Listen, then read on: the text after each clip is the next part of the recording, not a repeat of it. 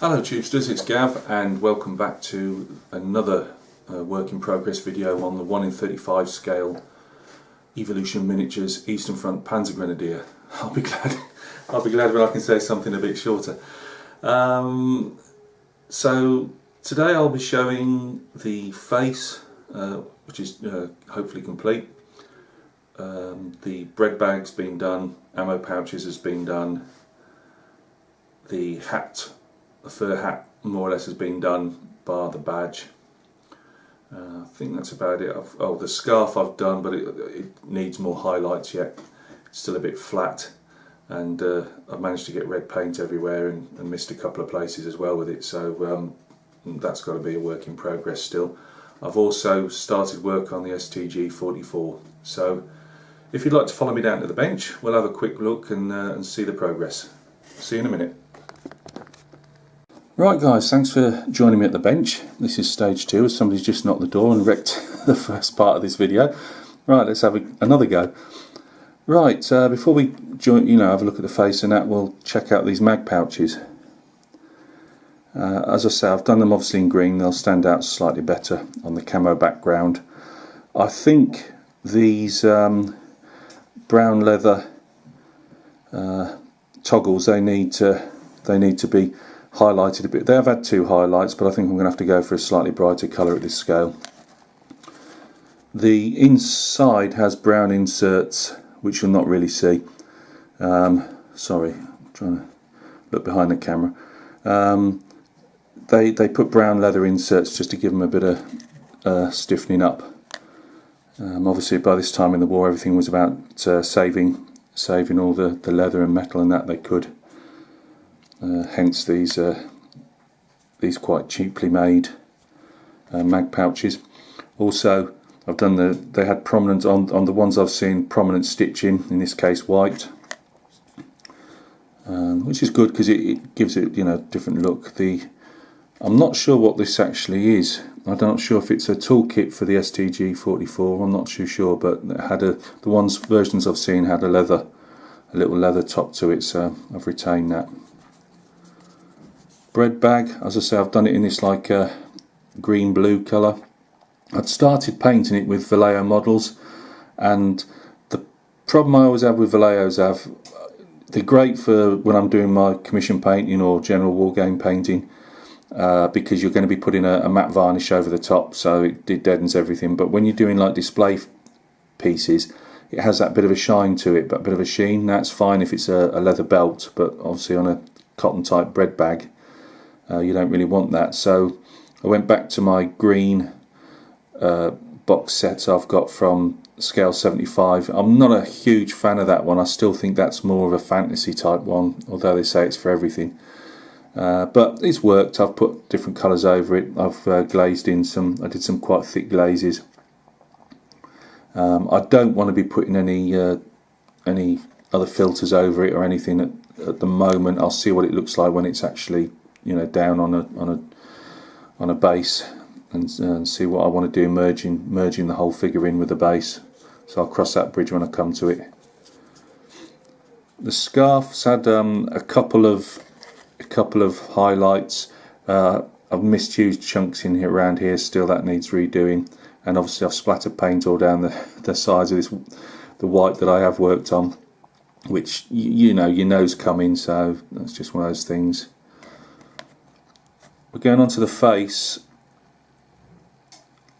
If you can see that, I've tried to give this face a really cold, pinched look. Like when you see a lot of pictures, whether they're from the Eastern Front, the Ardennes, you've got obviously the fatigue and the biting cold.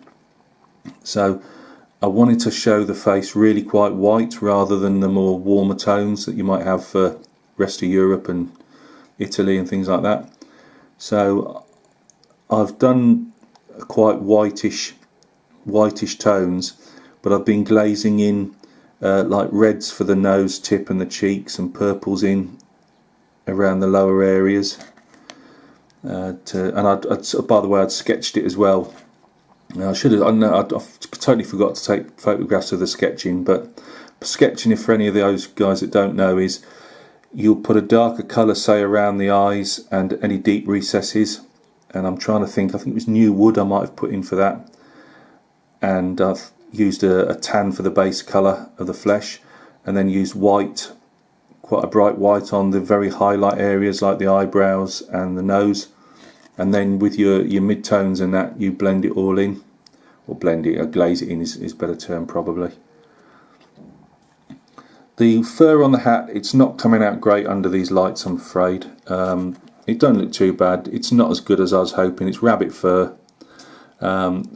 Actually, the artist on the box art's done it better than I could, but you know, I've had a go. The inside is a very light field grey. I still might have to darken that up a bit.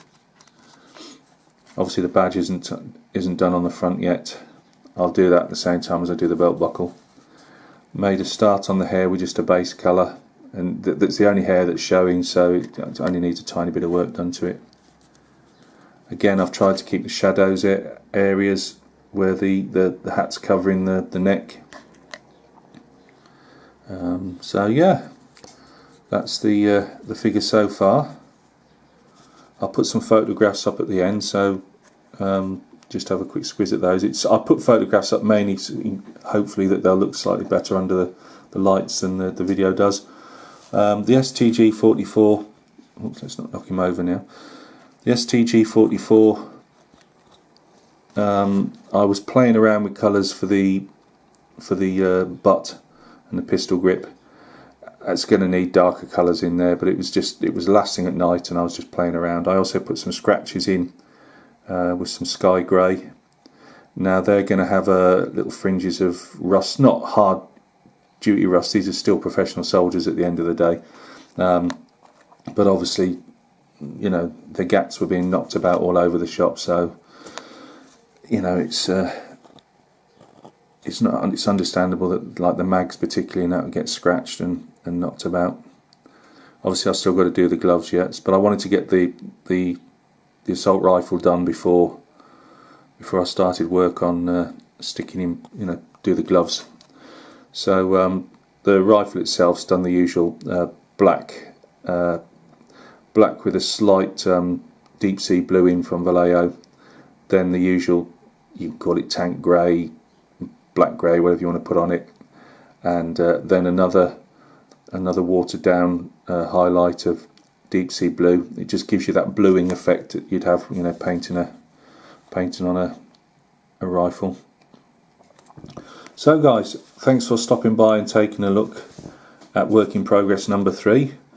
Next time you see him, it should be complete, I'd say, because I've got the gloves to paint, the assault rifle to work on. Oh, I've still got the water bottles and that to do, so I might just do one more as a reveal, because I don't really have that much more to do on him, and I don't want to obviously flog this to death, especially as I've got another figure part of the diorama to do, and we'll be leading on with that one afterwards. So I think we'll stick with a reveal after this, you know, once I've completed it over the next couple of days, and we'll have a final shot of that.